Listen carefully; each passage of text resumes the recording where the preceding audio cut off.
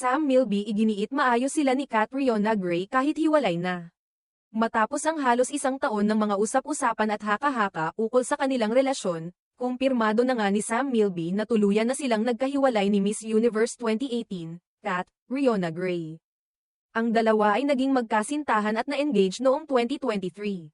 Kaya't labis na ikinagulat ng kanilang mga tagahanga nang mapansin nilang inalis ni Catriona ang mga larawan ng kanilang engagement mula sa kanyang Instagram account.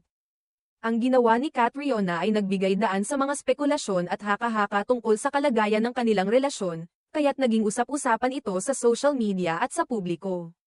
Sa isang panayam na isinagawa sa media conference para sa kanyang seryeng, Saving Grace, sa ABS-CBN News, tinanong si Sam Milby hinggil sa kanilang hiwalayan.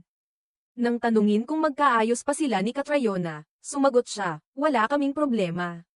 Ngunit nang diretsahang tanungin kung sila pa rin ni Catriona, hindi nag-atubiling sagutin ni Milby na no. Ayon sa aktor, nanatili silang pribado pagdating sa mga detalye ng kanilang relasyon, at ang kanilang pagiging bukas sa publiko ay limitado lamang sa ilang aspeto.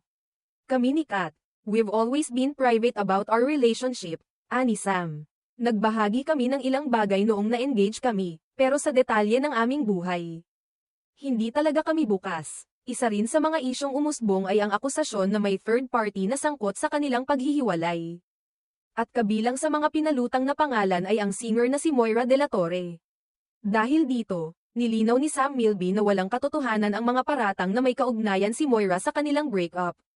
Pinili ni Sam na huwag nang palakihin pa ang mga haka-haka at espekulasyon, at idinagdag niyang wala talagang ibang tao na naging dahilan ng kanilang hiwalayan. Tinutukoy din ni Sam ang kanilang desisyon na panatilihing pribado ang ilang aspeto ng kanilang relasyon.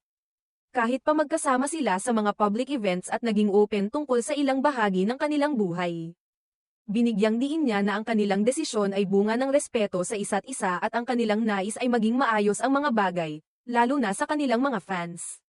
Sa kabila ng pagharap sa personal na issue, habang hindi niya iniiwasan ang mga tanong patungkol sa kanilang breakup, nanatili si Sam sa kanyang prinsipyo na maging tapat at magbigay ng liwanag sa mga haka-haka na umiikot sa kanilang relasyon. Binigyan din niya ng pagpapahalaga si Catriona sa kanilang nakaraan. At iniiwasan niyang magsalita ng masama laban sa kanya.